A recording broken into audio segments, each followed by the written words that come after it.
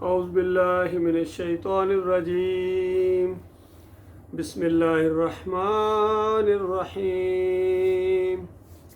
یا ایہا الناس اعبدوا ربکم الذی خلقکم والذین من قبلکم لعلکم تتقون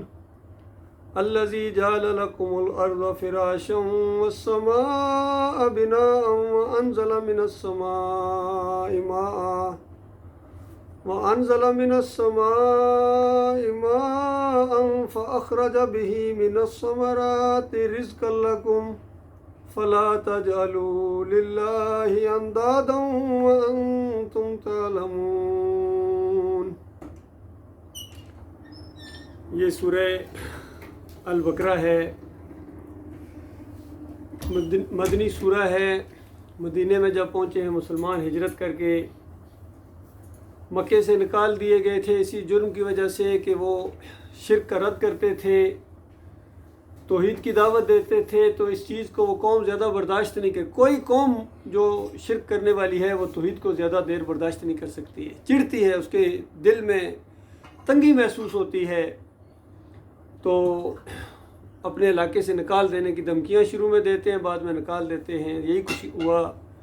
ہر دور کے اندر، اور آخری نبی محمد صلی اللہ علیہ وآلہ وسلم اور آپ کے ساتھیوں کے ساتھ یہی کچھ ہوا۔ 2 دفعہ حبشہ کی طرف ہجرت کرنا پڑی اور پھر تیسری مرتبہ مدینے کی طرف، اور وہاں بھی جب پہنچے ہیں اور اللہ نے یہ جو قرآن نازل فرمایا وہاں بھی جا کے، تو وہی انداز کے یہود و نصارہ کے وہاں قبیلے ہیں، ان کے اندر جو عقیدے کی خرابیاں ہیں اس کی نشاندہی کی گئی، اور باطل عقائد کے مقابلے میں حق عقائد پیش کیے گئے اور دعوت دی گئی کہ مانو اس کو، اور نہیں مانو گے تو بہت برا انجام تمہارا ہوگا، دنیا کے اندر بھی تم ذلیل و خوار کیے جاؤ گے، اور مرنے کے ساتھ وہ آگ لگے گی جو بجھائے نہ بجھے گی۔ تو اس انداز سے یہ جو مدنی سورہ نازل ہوئی ہے سورہ البقرہ، اس میں سارے انسانوں کو خطاب کیا گیا ہے۔ فرمایا یا ایھا الناس اعبدوا ربکم الذی خلقکم، بالکل ہجے کر کے بتایا گیا تاکہ کسی کو غلط فہمی نہ رہے کہ آخر بات کیا کہی جا رہی ہے، سمجھ ہی کو نہیں آتی۔ صاف بات بتائی گئی ہے کہ تمہیں اس بندگی کی طرف بلایا جا رہا ہے جس کے لیے تم پیدا کیے گئے ہو، جس مقصد کے لیے پیدا کیے گئے ہو۔ وَمَا خَلَقْتُ الْجِنَّ وَالْإِنسَ إِلَّا لِيَعْبُدُونِ، بتایا گیا تھا کہ انسانوں اور جنوں کو اللہ نے صرف اپنی بندگی کے لیے پیدا کیا ہے، کہ وہ اللہ کے بندے ہیں، اللہ کی بندگی کریں، اللہ کی اطاعت کریں، اللہ کی فرما برداری کریں، اور جس طرح ان کے مالک اور خالق نے ان کو ضابطہ حیات دیا ہے، زندگی بسر کرنے کے کچھ احکامات دیے ہیں، کچھ چیزوں سے منع کیا ہے، اور یہ حکیمانہ فیصلہ ہے، اسی سے پتہ چلے گا کون ماننے والا ہے اور کون نہیں ماننے والا ہے، چاہے سمجھ میں کوئی چیز آئے یا نہ آئے۔ جب مالک کی طرف سے بات بیان کر دی جائے تو ایک مومن کا کام ہے، ایک بندے کا کام ہے کہ سمعنا و اطعنا، بس مالک سنا اور اطاعت کریں گے، اپنی حد تک جہاں تک ہمارے بس میں اطاعت کرنے کی کوشش کریں گے، نافرمانی کا سوچ بھی نہیں سکتے ہیں۔ تو اس انداز سے بتایا گیا کہ اس اللہ کی بندگی کرو جس نے تمہیں پیدا کیا ہے۔ انسان خود سوچے کس نے پیدا کیا۔ پھر پورے قرآن کے اندر اللہ تعالیٰ نے اسی مسئلے کو ہر اینگل سے سمجھایا، زمین اور آسمان کے اوپر غور کرنے کے لیے کہا کہ دیکھو یہ ہواؤں کا چلنا دیکھو، یہ درخت دیکھو، یہ جانور دیکھو، یہ پھول دیکھو، یہ سبزیاں اور پھل ہیں۔ اس طرح کچھ چیزوں کا ذکر کر کے بارشوں کے انتظام کے اوپر غور و فکر دلا کے کہا گیا یہ تو اللہ نے بنایا ہے، یہ سب کچھ جو دیکھ رہے ہو تو مان بھی رہے ہو کہ یہ سب کچھ تو اللہ کی تخلیق ہے۔ اب ذرا بتاؤ دوسروں نے کیا پیدا کیا ہے جن کے سامنے بچھے جا رہے ہو، جن کو تم رکوع کرتے ہو، سجدے کرتے ہو، نظر و نیاز کرتے ہو، واسطے وسیلے ان کے دیکھتے ہو، جن پر توکل اور بھروسہ کرتے ہو، کوئی ایک چیز بتا دو کہ انہوں نے کیا پیدا کی ہے۔ اور پھر کہا گیا کہ جو پیدا کرتا ہے کیا وہ ان کی طرح ہو سکتا ہے جو کچھ بھی پیدا نہیں کرتے ہیں؟ اور ایک طرف سب کچھ پیدا کرنے والا اور ایک طرف کچھ بھی پیدا نہ کرنے والے، کتنا بڑا فرق ہے، خالق اور مخلوق کا فرق کتنا بڑا ہے، سمجھ میں آنے والا ہے۔ پھر بھی انسان کے میں کچھ سمجھ نہیں آتی، پتہ نہیں کیا، کوئی کیا کہہ رہا ہے جی، کوئی کیا کہہ رہا ہے، سمجھ کو نہیں بات میں آتی۔ اصل میں سمجھنا ہی نہیں چاہتے ہیں، یا سمجھ گئے ہیں اور جانتے بوجھتے تم نے اس مسئلے کو چھپایا ہے، دبایا ہے، کیونکہ اسی کو چھپانے اور دبانے کی وجہ سے، اس الہ کے مسئلے کو پس پش ڈالنے کی وجہ سے دنیا کے مفادات حاصل ہوتے ہیں، کون ٹکر لے پوری دنیا کے سسٹم سے جو صدیوں سے چلا آ رہا ہے، اور پھر اپنے آپ کو پریشانیوں میں ڈالے، تو بس دھارے کے ساتھ بہتے چلے جاؤ، آسانی ہے بالکل۔ تو اس طرح انسانوں کی اکثریت نے اس مسئلے کو اس طریقے سے لیا ہے، سمجھ میں آ بھی گئی کئی باتیں، پھر بھی اس کا ساتھ دینے کے لیے وہ تیار نہیں ہوئے۔ تو بتایا گیا کہ اس اللہ کی بندگی کرو جس نے یہ سب کچھ پیدا کیا ہے، تمہیں پیدا کیا ہے، اور جن کو تم اپنا معبود سمجھتے ہو، داتا دستگیر مشکل کشا کہتے ہو، ان کو بھی اللہ نے پیدا کیا تھا، اور اگر اللہ ان کو پیدا نہ کرتا تو آج تمہارے یہ داتا دستگیر کہاں ہوتے بتاؤ، اور ان کی پیدائش سے پہلے بتاؤ تو الہ کون تھا، معبود کون تھا۔ اس طرح ہر اینگل سے سمجھایا گیا اور بتایا گیا کہ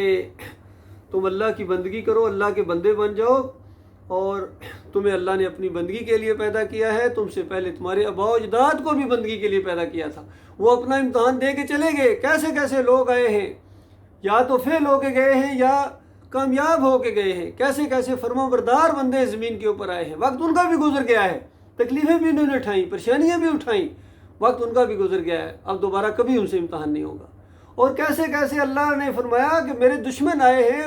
مخالفتیں کی انہوں نے، حق کی نہیں مانا ہے، دوگلے رہے ہیں، اور وقت ان کا بھی گزر گیا ہے، اب وہ واپس کبھی بھی نہیں آئیں گے دوبارہ امتحان دینے کے لیے۔ اب وہ وہاں چیخ رہے ہیں، چلا رہے ہیں، تو کیا اس انجام کو دیکھنے کے بعد پھر مانو گے؟ تو بتاؤ تمہاری عقل کیا کہتی ہے؟ اس وقت ماننا تو فائدہ نہیں دے گا، آج مانو۔ امتحان ایمان بالغیب کا ہے، بن دیکھے مانو، جو کچھ بات بتائی جا رہی ہے، دل کی گہرائی سے مانو، یقین پیدا کرو، اور پھر اس کے اوپر جم جاؤ، اور پھر اس حق بات کو لے کر اٹھو، توحید کی دعوت دو، رد شرک کرو، لوگوں کے اندر جہاد کرو اللہ کے راستے میں، اللہ کے ان باغیوں کے ساتھ، اور اس راستے میں اگر تمہاری موت آ جائے تو یقین رکھو اپنے مالک اور خالق کے ساتھ۔ لوگ تو کہیں گے مر گیا جی، بس بیوی بیوہ ہو گئی، بچے یتیم ہو گئے، مالک فرماتا ہے نہیں، ان کی حقیقی زندگی شروع ہو جائے گی، ان کو ایسی جنتوں کے اندر اللہ تعالیٰ اسی لمحے ڈال دے گا جن کی وسعت زمین اور آسمان جتنی ہے، ایسے ایسے محلات اللہ تعالیٰ ان کو عطا فرمائے گا، ایسے ایسے کھانے وہاں دیے جائیں گے، ایسے ایسے کپڑے جو دنیا میں بڑے بڑے بادشاہوں نے نہیں دیکھے، اور وہ دنیا میں آنا گوارا نہیں کر رہے ہیں، پسند نہیں کر رہے ہیں، اللہ یہ کہ پھر دوبارہ ان کو اللہ کے راستے میں جہاد کرنے کا موقع ملے، اور پھر دوبارہ قتال کریں، پھر دوبارہ اللہ کے راستے میں شہید ہوں، اور وہ لطف دوبارہ حاصل ہو جو پہلے ہوا تھا۔ اس وجہ سے تو آنا چاہتے ہیں، لیکن کوئی اور مقصد نہیں۔ اگر پوری دنیا کی دولت ان کو دے دی جائے پھر بھی وہ واپس آنے کے لیے تیار نہیں۔ اللہ کے بندوں کو کیا مالک ان کو عطا فرماتا ہے اپنے بندوں کو۔ اس انداز سے یقین محکم پیدا کرنے کے لیے کہا گیا کہ تمہیں بھی، تمہارے آباء و اجداد کو بھی اسی مقصد کے لیے پیدا کیا گیا تھا، اور یہ بات مانو لعلکم تتقون، تاکہ تمہارے اندر تقوی پیدا ہو۔ آپ نے تقوی کا لفظ سنا ہوگا کہ تقوی والوں کے لیے ہے، متقیوں کے لیے ہے، ان للمتقین مفازا حدائق و اعنابا، اس طرح کی باتیں کی گئی ہیں کہ تقوی والوں کے لیے جنتیں ہیں، تقوی والوں کے لیے بہاریں ہیں وہاں جنت کے اندر۔ تو یہ تقوی بغیر ایمان کے ممکن نہیں ہے، یاد رکھیے، تو کوئی تصور ہی نہیں ہے تقوی کا اگر ایمان کے اندر شرک ہے۔ تو پہلی بات ایمان خالص اختیار کرو گے تب تمہاری جان بچے گی، تب تم متقی اور پرہیزگار بنو گے۔ الذی جعل لکم الارض فراشا والسماء بناء، پھر ہجے کر کے اسی بات کو ذرا کھول کے بیان کیا گیا تاکہ پوری طرح بات سامنے آ جائے کہ ایمان کس کو کہتے ہیں، توحید کس کو کہتے ہیں، شرک کس کو کہتے ہیں، تاکہ جو جیے وہ پورے شعور کے ساتھ دیے، اور جو مرے وہ بے خبر نہ مرے۔ تو اس طرح اب دلائل دیے جا رہے اسی بات کے اوپر جو بات پہلے مطالبہ کیا گیا تھا کہ تمہارا ایک معبود ہے، اور غور کرو وہ اللہ جس نے تمہارے لیے یہ زمین بنائی۔ سارے انسانوں کو یہاں مخاطب کیا جا رہا ہے، یہ بھی ذہن میں رکھیں، سارے انسانوں کو مخاطب کیا گیا یا ایھا الناس کہہ کے، اور کہا گیا الذی جعل لکم، جمع کا صیغہ، کم تمہارے لیے۔ یہ جو کہتے ہیں کہ یہ کائنات نبی صلی اللہ علیہ وآلہ وسلم کے لیے بنی ہے، ان کی وجہ سے بنی ہے، باعث تخلیق کائنات ہیں، خالص قرآن کے منکر ہیں، توحید کے انکاری ہیں۔ مالک فرماتا ہے ہم نے سارے انسانوں کو اپنی بندگی کے لیے پیدا کیا ہے، اور اس کائنات کو، اس سارے نظام کو، زمین اور آسمانوں کو مالک فرماتا ہے کہ اپنی بندگی کے لیے پیدا کیا ہے، یہ انسانوں کے رہنے کی جگہ بنائی ہے، اور یہ زمین کا نظام، یہ فرش جو بنایا ہے، والسماء بناء، اور آسمان کو چھت بنایا ہے۔ غور کرو کیسا طاقت والا اور قدرت والا مالک ہے، بغیر ستون کے، بغیر کسی بیم کے اللہ تعالیٰ نے کتنا بڑا آسمان کھڑا کر دیا اور کائنات کو کس طرح بنایا۔ وَأَنزَلَ مِنَ السَّمَاءِ مَاءً، اور آسمان سے جو بارشوں کا انتظام کیا ہے۔ سارے لوگ جانتے ہیں کہ بارشیں نہیں ہوں گی تو فصلیں نہیں ہوں گی، اور خشک سالی ہو جائے گی، قحط سالی ہو جائے گی، یوسف علیہ السلام کے دور میں 7 سال صرف بارش نہیں ہوئی تھی، کیا حال ہو گیا تھا۔ اسی طریقے سے جو ہے مالک بارشیں برساتا ہے، یہ تمہارا کام نہیں ہے تم بارشیں برساتوں کو، یا تمہارے باؤ اجداد نے، یا تمہارے پیروں نے، تمہارے بزرگوں نے، یا تمہارے ان بتوں نے، قبروں نے، گنبدوں نے، مزاروں نے یہ بارشیں نہیں برسائی ہیں، یہ انتظام اللہ تعالیٰ نے کیا ہے۔ فَأَخْرَجَ بِهِ مِنَ الثَّمَرَاتِ رِزْقًا لَكُمْ، اور اس کے ذریعے سے یہ سسٹم ایک ایسا زبردست، کس طرح سمندروں سے پانی اوپر بخارات کی شکل میں اٹھتا ہے، بادلوں کی شکل میں ادھر سے ادھر جاتے ہیں اور بارشیں ہوتی ہیں، پہاڑوں کے اوپر برف باری ہوتی ہے، پھر دریا چلتے ہیں، نہری نظام ہے، اور کیسے تمہارے لیے خوراک کا انتظام کرتا ہے، یہ پھلوں سے بڑی، یہ بڑی بڑی مارکیٹیں، ہائپر مارکیٹس اور بڑے بڑے سٹور، تو اس کے بعد وہاں جاتے ہو، فروٹ خریدتے ہو۔ کبھی غور کیا کس نے یہ بنائے ہیں؟ کیوں بنائے ہیں؟ بنانے والے نے کیوں کھلایا جا رہا ہے تمہیں؟ اور کوئی حساب کتاب کا دن نہیں ہونا، ان نعمتوں کے بارے میں تم سے کیا نہیں پوچھا جائے گا؟ تو اس طرح بتایا کہ تمہارے لیے رزق کا انتظام کیا۔ فلا تجعلوا للہ اندادا، دیکھیے اتنا یہ جتلانے کے بعد ایک بات کہی کہ دیکھو ہرگز میرا کوئی شریک نہ ٹھہرانا، یہ نہ کہہ دینا کہ کسی اور نے دیا، بس اتنا مطالبہ ہے۔ بتاؤ، دیکھا جائے تو کتنا معمولی اور کتنا سادہ اور سمجھ میں آنے والا ہے کہ اللہ تعالیٰ نے اپنے احسانات یاد دلائے کہ انسان کا تعلق سارا اسی کے گرد گھومتا ہے۔ انسان پیدا ہوا ہے، اس کا ہونا، پھر اس کے بعد اس کی زندگی، کھانا پینا، خوراک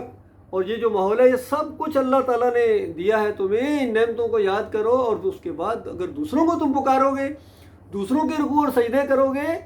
اور ان کے واسطے وسیلے اور ان کی نظر و نیازیں کرو گے، تو پھر تمہیں اللہ تعالیٰ چھوڑ دے گا؟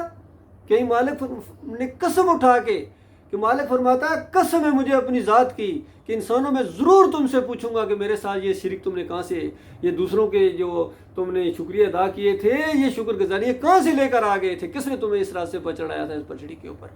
اللہ نے تو بالکل صراط مستقیم دکھایا ہے، انبیاء کے ذریعے ایک لمحہ بھی زمین کے اوپر نہیں گزرا ہے، آدم علیہ السلام سے لے کر اور آخری قیامت کے دن تک ایک لمحہ بھی زمین کے اوپر نہیں گزرا ہے جب اس زمین کے اوپر حق اور باطل کا یہ معاملہ بالکل واضح نہ ہو۔ ہر طرف پوری زندگی اندازہ لگائیے اس زمین کے اوپر کس طرح صدائیں گونجتی رہیں، اذان کے ذریعے بھی اللہ اکبر ہر طرف ہو رہی ہے، ہر طرف اللہ اکبر، اور اشہد ان لا الہ الا اللہ ہوتی رہی ہے، حتیٰ کہ یہ جو بیماری کے دنوں میں اندازہ لگائیے، یہ مندر بند ہو گئے، بازار بند ہو گئے، ہر چیز بند ہو گئی، لیکن اللہ اکبر کی صدائیں لگائی جاتی رہی تھی کہ مالک اکیلا ہے، اللہ کے ساتھ کوئی شریک نہیں ہے۔ باقی ہر جگہ تو تم نے کیے ہیں، جہاں کہیں مزار بنایا ساتھ مسجد بنا لی، یا کہیں مسجدیں بنائی بیچ میں مزار بنا لی، لیکن بیت اللہ دیکھیے، بیت اللہ کے اندر وہاں خالص اللہ کی بندگی کے لیے ایک ماحول ہے، لیکن یہ اور بات کہ جب شرک پھیلتا ہے تو بیت اللہ کو بھی انہوں نے گندا کر دیا مشرکین نے، وہاں بھی آگے مورتیاں رکھی ہیں، کہیں ابراہیم علیہ السلام کی مورتی ہے، لات منات حبل کی مورتیاں ہیں، اور نبی علیہ السلام نے اپنے ہاتھوں سے ان کو توڑا، اور وہ قرآن کی وہ آیت پڑھی، جال حق وزہق الباطل، حق آ گیا ہے اور باطل مٹ گیا ہے، اور باطل مٹنے ہی کی چیز ہے،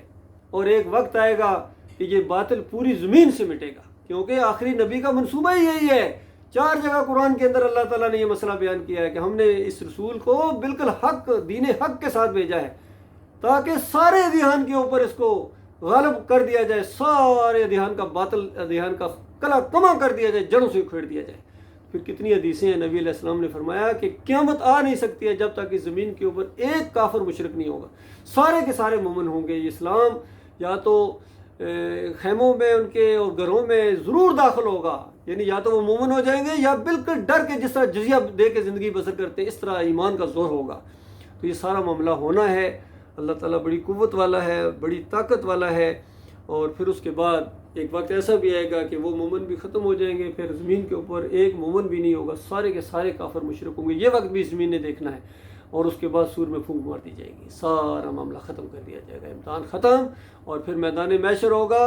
اسی بنیاد کے اوپر ہوگا، اور یہ بات ثابت کرنے کے لیے کہ اللہ اکیلا ہے اور اس کے ساتھ کوئی شریک نہیں۔ یہ جو انسانوں نے اللہ کے علاوہ اوروں کو پکارا ہے، اوروں کی نظر و نیاز کی، اوروں کے رکوع سجدے کیے ہیں، یہ سارے بے ایمان کافر جھوٹے تھے، اور ان کے کوئی مددگار، حامی و ناصر ان کے کام آنے والے نہیں ہیں۔ مخلص مومن جنتوں میں داخل کر دیے جائیں گے، اور کافروں مشرکوں کو جہنم کی آگ کے اندر دھکیل دیا جائے گا ہمیشہ کے لیے۔ یہ کچھ ہونے والا ہے اللہ کے بندوں۔ یہ بہت ہی زبردست پیغام ہے۔ اللہ تعالیٰ نے پورے قرآن کے اندر اسی ایک چیز کو بیان کیا ہے۔ تمام انبیاء کی یہی دعوت رہی ہے، پہلے نبی سے لے کر آخری نبی محمد صلی اللہ علیہ وآلہ وسلم تک یہی دعوت ہے۔ اللہ نے ایک آیت کے اندر اس کو کہیں بیان کر دیا، وَلَقَدْ بَعَثْنَا فِي كُلِّ أُمَّةٍ رَسُولًا أَنِ اعْبُدُوا اللَّهَ وَاجْتَنِبُوا الطَّاغُوتَ۔ ہر امت کے اندر، جس دور کے اندر جیسی بھی ہے، چاہے وہ عاد اور سمود کی طرح سرکش باغی قوم ہو یا بنی اسرائیل کی طرح وہ غلامی کے جکڑی ہوئی زنجیروں کے اندر قوم ہو، یا 950 سال کا دور ہو یا تھوڑا دور ہو کسی نبی کا، 3 نبی ایک بستی کے اندر آئیں یا اکیلا کوئی ہو اللہ کے بندو، ایک ہی پیغام ہے کہ الہکم الہ واحد لا الہ الا هو الرحیم۔ اس مسئلے کو نہ ماننے کی وجہ سے آج پوری زمین کے اندر افراتفری ہے، یہ نفرتیں ہیں، جنگیں ہیں، زیادتیاں ہیں، ناانصافیاں ہیں، اور انصاف کی تحریکیں اٹھتی ہیں، لیکن ایمان خالص کی کوئی بات نہیں کی جاتی ہے۔ توحید کے ساتھ، ایمان کے ساتھ، اپنے مالک کے ساتھ یہ انصاف کرنے کے لیے تیار نہیں ہے، اس کے ساتھ اور الہ بنائے ہیں انہوں نے۔ تو یہ اس وجہ سے آج مار پڑ رہی ہے، اور سب سے زیادہ مار جو پڑ رہی ہے ذلیل و خوار ہو رہی ہے، یہ مسلمان ہو رہے ہیں کلمہ پڑھنے کے باوجود۔ یہ کتاب ان کے پاس موجود ہے، آخری کتاب ہے، بالکل محفوظ، اور اس کی تشریح محفوظ ہے، نبی علیہ السلام کی زندگی محفوظ ہے، اور جو صحابہ کرام کی زندگیاں ہیں وہ بھی حدیث کے اندر آ گئی، سارے واقعات موجود ہیں، ایک شاندار اسلامی تاریخ ہے اللہ کے بندوں، اور جنگوں کے واقعات ہیں، ہر طرح کی باتیں موجود ہیں، لیکن یہ ان کو پیچھے کر کے یہ اپنے فلسفے جاڑتے ہیں اور اپنے مزاج کے مطابق مسائل کو حل کرنے کی کوشش کرتے ہیں۔ ان کا مسئلہ کوئی حل ہو ہی نہیں رہا ہے، ایک مسئلہ کیا حل ہوتا ہے، 100 اور کھڑے ہو جاتے ہیں جو آتا ہے مسائل کے اندر، اور کوئی کسی نتیجے پر نہیں پہنچتے ہیں۔ 75 سال کے بعد بھی کہتے ہیں کہ بالکل جو ہے وہ غلام کے غلام ہی ہیں۔ اس کی وجہ یہ ہے کہ تم نے وہ انداز اختیار ہی نہیں کیا جو اللہ تمہارا مالک اور خالق چاہتا ہے۔ اللہ کو تم نے پیچھے کر دیا ہے، اور اپنے آپ کو اور اپنے اکابرین کو آگے کیا ہوا ہے۔ اللہ کی کتاب کے مقابلے میں ان کے ملفوظات ہیں، کوئی اپنے اکابرین کی کتابوں کو پیش کرتے ہیں، کوئی کشف المحجوب کو پیش کرتے ہیں، غنیت الطالبین کو پیش کرتے ہیں، انفاس العارفین کو اللہ کی کتاب کے مقابلے میں پیش کرتے ہیں کہ حضرت صاحب نے یہ فرما دیا، حضرت نے مردے کو زندہ کر دیا۔